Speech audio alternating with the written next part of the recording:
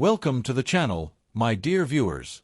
Today is the 17th of January, and I'm here to bring you the latest scoop from a perspective not often seen, from the other shore, like any good journalist should. It seems that we find ourselves in the middle of a political storm here in Britain. The Labour Party, once seen as a beacon of hope for the working class, is now in turmoil. Businesses are closing, people are leaving, and the country has the highest rate of millionaires fleeing anywhere in the world. Labour, under the leadership of Keir Starmer, has been hammering down on policies that seem to be doing more harm than good, particularly the decision to raise taxes by a staggering £35 billion. But the real kicker is the government's push for these net-zero rules that are driving industries into the ground. Without affordable energy, many sectors, including steel, are already collapsing. And then, there's the matter of Starmer's backroom dealings. Allegedly, he's been caught having secretive conversations with major international corporations, all while portraying himself publicly as the champion of the working class. One would think this could lead to a scandal, but it doesn't stop there. His dealings with conservative leaders have raised many eyebrows, especially after a tape surfaced, showing him acknowledging secret agreements aimed at pushing policies to benefit the elites, not the everyday worker.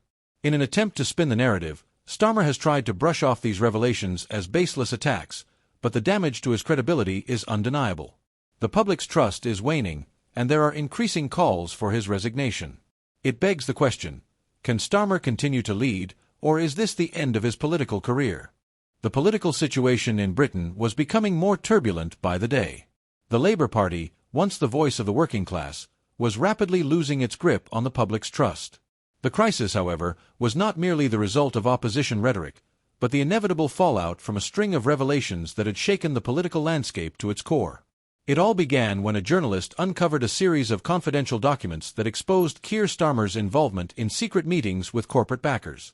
These were not just casual talks but private negotiations, in which Starmer appeared to have sold out the very working-class voters who had put their faith in him. The man who had campaigned as the defender of ordinary Britons now seemed to be nothing more than a puppet of the elite. He had promised change, but what the public saw now was a leader who had sacrificed his principles for political gain. "Well, I'll be blowed," said one of the journalists, eyes widening as they skimmed the leaked documents. "This is the bloke who's been saying all the right things for years, and now it turns out he's been meeting with these fat cats behind closed doors." His colleague, shaking his head in disbelief, added, "It's always the same story, isn't it? He talks a good game, but when it comes down to it, he's no different from the rest of them. A power-hungry politician, just like all the others." The documents were explosive, revealing that Starmer had been meeting with high-powered corporate figures, all while posing as a champion of the working class. It was a staggering betrayal, one that had left Labour supporters reeling. The sense of betrayal was palpable, and across the country, people began to question their support for a man who, up until that point, had promised them a different kind of politics. Soon after, Starmer appeared on television for an interview that was supposed to offer him a chance to defend himself. Instead, it turned into a masterclass in evasion and awkwardness. The interviewer, armed with the leaked documents, wasted no time in confronting Starmer about the private meetings with corporate interests. "Mr. Starmer, these documents show that you've been in discussions with corporate backers, the very people you've claimed to be fighting against. How do you reconcile that with your public persona?" the interviewer asked, their tone sharp and probing. Starmer shifted uncomfortably in his seat, his usual confidence nowhere to be found. "Look, I've been working tirelessly for the people of this country. These meetings have been misrepresented, and they don't reflect the work I've been doing on behalf of the working class." But the journalist wasn't having it. "Mr. Starmer, with all due respect, it's hard to believe that these meetings, detailed in these documents, were just about working for the people.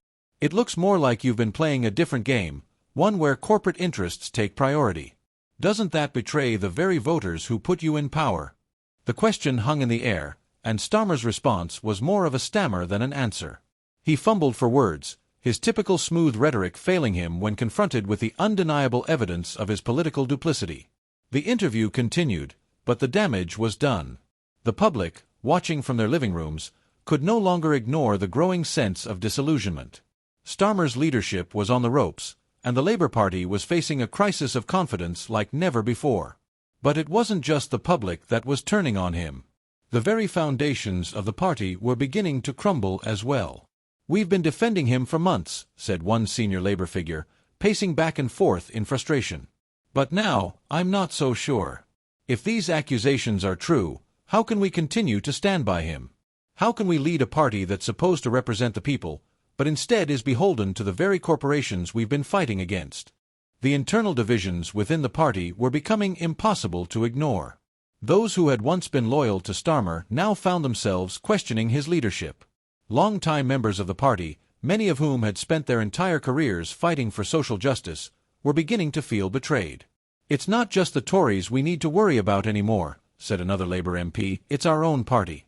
How are we supposed to rebuild trust with the people if we can't even trust our own leader?"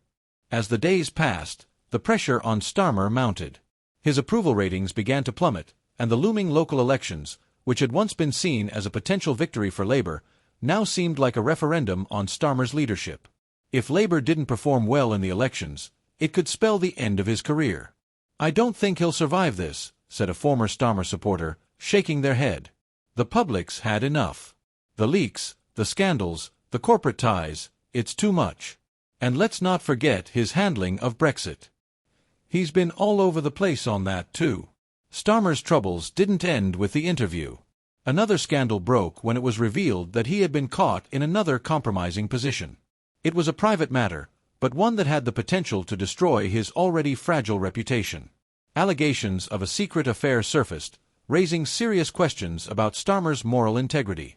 If true, it was a bombshell that could not only damage his career but also further erode the trust he had already lost.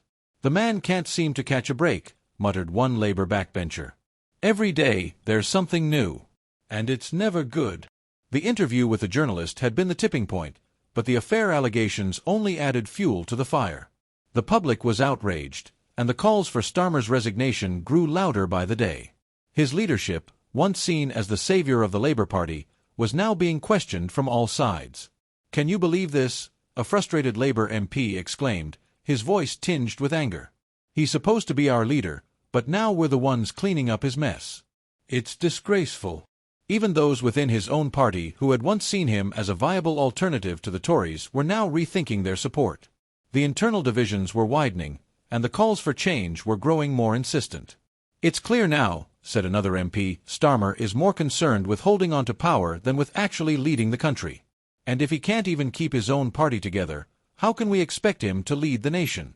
As the local elections loomed, the future of the Labour Party seemed uncertain. Would Starmer be able to recover from this scandal, or was this the end of his political career? Some believed that the party could still be salvaged if a new leader emerged, one who could unite the party and restore public trust. Others, however, feared that the damage had been done. In the midst of all this uncertainty, one thing became clear: the Labour Party was at a crossroads. Its future, like Starmer's, was now in jeopardy. The next few days, and the upcoming elections, would determine whether Starmer could rebuild his shattered reputation or whether his time as leader had come to an end. And so, the question remained: could Starmer overcome the storm he had helped create? Would the Labour Party survive this crisis, or would it fracture beyond repair? Only time would tell, but one thing was certain: the political landscape in Britain was shifting, and the Labour Party would never be the same again.